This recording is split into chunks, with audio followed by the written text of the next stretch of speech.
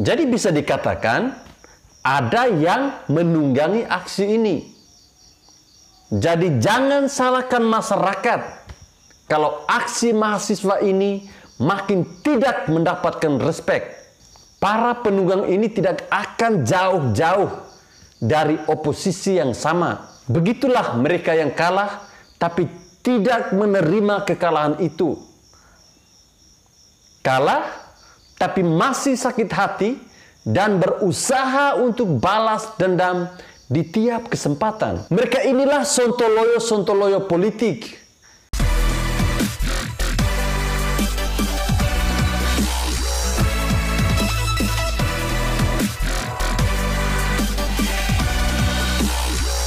Assalamualaikum warahmatullahi wabarakatuh. Shalom, salve, Om Swastiastu, Namo Buddhaya, salam kebajikan. Pendiri Drone Emprit ungkap dugaan adanya penunggang demo 11 April besok. Kita tahu besok adalah tanggal 11 April, di mana rencananya akan diadakan demo oleh sekelompok mahasiswa. Sebenarnya teman-teman bisa merasakan dengan mudah apakah demonya ini biasa-biasa saja, agak mencekam, atau bahkan bakal rusuh. Saya memprediksi bahwa demo 11 April nanti itu demonya akan sedikit banyak mirip dengan demo pada saat itu, yaitu menolak tentang undang-undang Omnibus Law dan juga rancangan undang-undang KPK. Aksi yang dilakukan mahasiswa di berbagai kota kemudian disusupi dan diikuti oleh pelajar STM. Dan akhirnya apa? Terjadilah kerusuhan.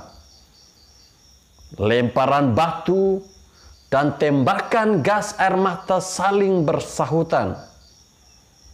Fasilitas umum pun rusak dan jadi sasaran vandalisme. Yang jadi korban siapa? Tentunya adalah para pengguna jalan dan juga warga sekitar yang terpaksa harus menutup usahanya. Pendiri Drone Emprit, Bapak Ismail Fahmi, dia memberikan sebuah pencerahan yang sangat mendalam terkait dengan aksi demo 11 April ini. Sebelum ini mahasiswa sudah melakukan aksi demo dengan melayangkan 6 tuntutan, yaitu mereka menolak penundaan pemilu, terus mengkaji ulang undang-undang IKN, menstabilkan harga, mengusut mafia minyak goreng, terus menyelesaikan konflik agraria, dan juga menuntaskan janji kampanye. Nah, tidak lama ini kemudian muncul poster dengan narasi provokatif. Tepatnya pada tanggal 4 April kemarin, yaitu dengan tagar "Turunkan Jokowi". Kemudian pada tanggal 7 April muncul juga tagar lainnya, yaitu "Goodbye Jokowi". Kedua tagar ini bahkan sampai sempat meningkat pesat.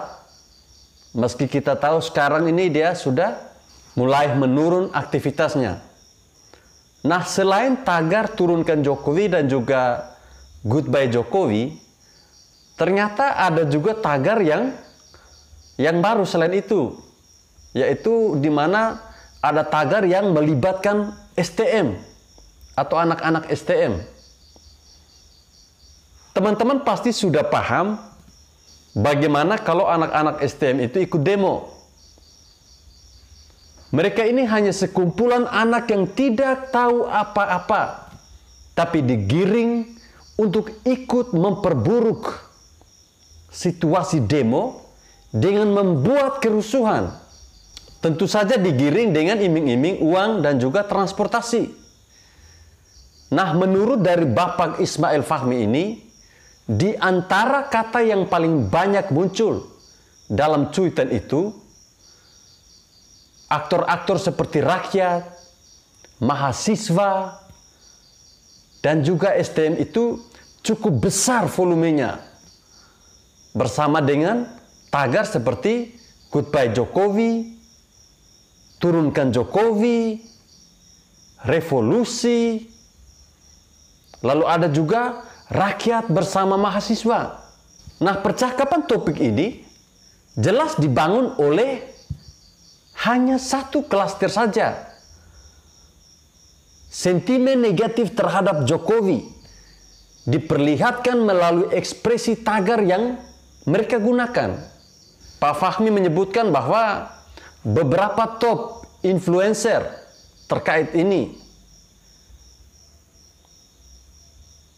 Jadi kita bisa melihat kelompok sebelah ini sering menuduh pembela pemerintah sebagai buzzer RP. Tapi tanpa sadar, mereka juga punya influencer sendiri. Inilah yang saya maksud dengan kemunafikan politik. Mereka sok suci, tapi nyatanya mereka juga ada najis yang menjijikan. Tagar-tagar yang saya sebutkan tadi, ada yang menggerakkan. Sebelum itu juga ada satu poster provokatif, Turunkan Jokowi, yang mengatasnamakan BEM-SI, yang juga diposting oleh salah satu influencer di atas. Tapi BEM-SI pada akhirnya membantah bahwa poster tersebut bukan milik mereka. Mereka menyebutnya bahwa itu adalah hoax. BEM-SI mengklaim menuntut 6 hal dari Jokowi dan meminta Jokowi turun tidak termasuk dalam 6 tuntutan mereka. Ada satu hal menarik lainnya yang disampaikan oleh Bapak Ismail Fahmi ini, yaitu analisis emosi. Emosi yang paling dominan adalah emosi ketakutan. Yang paling banyak aktivitasnya dalam kategori ini, ketakutan muncul atas respon polisi terhadap aksi demo di Tasikmalaya dan cuitan yang membangun emosi ketakutan. Dan inilah kesimpulan dari apa yang ingin saya sampaikan kepada teman-teman. Menurut Bapak Ismail Fahmi, normalnya postingan yang alami itu didominasi oleh akun dengan skor bobot 0 sampai dengan 1. Dan skor di atasnya sangat kecil volume postnya. Tapi di sini cukup tinggi postingan oleh akun dengan skor lebih besar dari angka 1. Artinya ada indikasi sebagian postingan tidak alami atau ada ikut campur dari bot. Jadi kesimpulannya adalah narasi turunkan Jokowi itu dibuat sedemikian rupa agar terlihat sebagai inti utama dari aksi 11 April besok. Diduga dalang utama adalah para penunggang yang bermain di balik aksi demo besok. Tuntutan agar Jokowi turun itu berasal dari sebuah klaster yang secara intensif mengangkat tagar, disertai meme, poster, dan juga video yang mendorong dan mendukung rencana aksi demo mahasiswa.